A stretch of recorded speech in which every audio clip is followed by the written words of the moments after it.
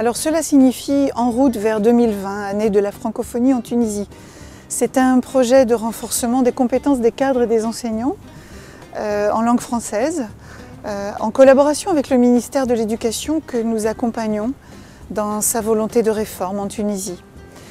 Nous nous sommes associés avec les opérateurs de l'éducation impliqués dans la coopération, les centres de formation en langue en France, des opérateurs audiovisuels comme TV5 Monde.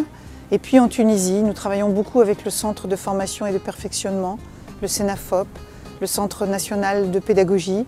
Et puis nous montons aussi des projets pérennes innovants avec les associations de la société civile, comme Globe Reporter ou l'association de lutte contre l'échec scolaire, qui nous permettent de travailler sur l'éducation aux médias, l'éducation à la citoyenneté, l'éducation au cinéma. Pour ce grand projet CAP 2020, nous avons été soutenus par notre ministère des Affaires étrangères pour 2019 et 2020, grâce à un fonds de solidarité pour les projets innovants. أهم الأبعاد الممكن التي ستنجز خلال 3 سنوات 2018 2019 2020 في هذا المشروع. البعد الأول هو بعد التكوين التي تؤكد عليه وزارة التربية، واللي تكون فيه مساعدة فنية كبيرة جدا من قبل وزارة التربية الفرنسية في تكوين المدرسين، ولكن أيضا تكوين إطارات وزارة التربية في كيفية إنجاز هذا الإصلاح التربوي. البعد الثاني هو ربط شراكات ممكنة وتعاون واتفاقيات بين مختلف المؤسسات التربوية التونسية ومختلف المؤسسات التربوية الفرنسية، اللي يكون فيها تعاون وتبادل تجارب ممكنة تساعد وزارة التربية التونسية وأعوانها على التعرف على هذه التجارب والعمل على مثيلها لإثراء التجربة التونسية. البعد الثالث هو التجديد. طبعا التجديد يكون على مستوى التكوين، هناك أعمال كبيرة جدا تؤكد على كيفية استثمار التكوين عن بعد، وفي هذا الإطار هناك تجارب كبيرة جدا استفاد منها العديد من المدرسين في تونس من هذه الخطة التي تعتمد على تجديد التكوين للمدرسين. Le bilan est plus que positif. Il y a eu environ 10 000 bénéficiaires de formation en 2 ans.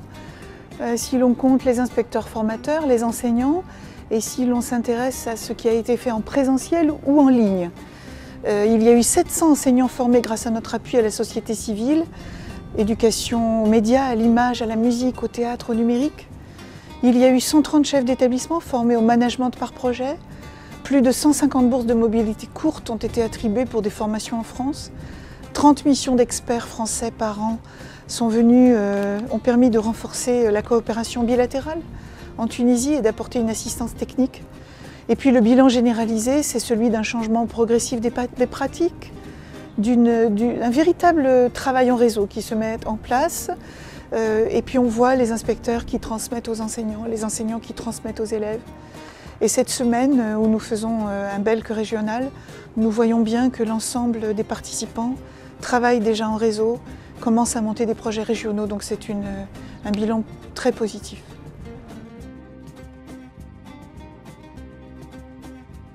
يبدو لي ما يزيد في توضيح الرؤية في مجال ما سيتم لاحقا من مجالات التعاون يتأكد من خلال وضوح الرؤية لدى وزارة التربية في كيفية تنظيم هذا التعاون.